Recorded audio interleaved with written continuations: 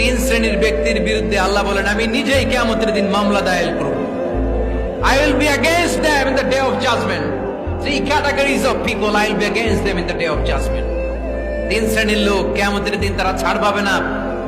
আল্লাহ বলেন আমি নিজেই তাদের বিরুদ্ধে মামলা দায়ের করব। এর মধ্যে এক শ্রেণীর লোক হচ্ছে রাজুলুন ইস্তাআজারা জিরান ফাস্তাউফা মিনহু ওয়া লাম ইউতি আজরা।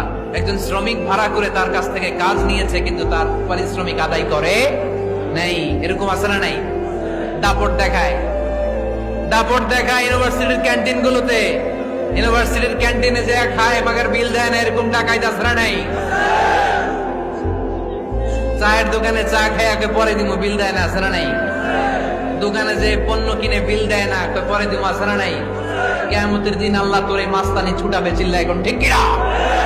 আনা খাসমুহুম, আমি নিজেই তাদের বিরুদ্ধে মামলা দায়ের করব। কথাটা কার? এজন্য বিশ্বনবী বললেন খবরদার, মেহনতি মানুষ, খেটে খাওয়া মানুষ, এদের দোয়া কবুল হয়ে যায়। আতুল আজিরা আজরাহু ক্বাবলা আন ইয়াজিফা আরাকুহু। খবরদার, বিশ্বনবী বললেন শ্রমিকের ঘাম শুকিয়ে যাওয়ার আগে তাদের পারিশ্রমিক মিটিয়ে দাও।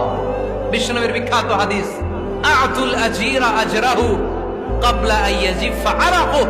শ্রমিকের ঘাম মাটিতে লাগার আগে, শুকিয়ে যাওয়ার আগে তাদের পারিশ্রমিক মিটিয়ে দাও। কেননা তারা যদি বদদোয়া করে তোমার জীবনকে জাহান্নাম বানিয়ে দিবে কে?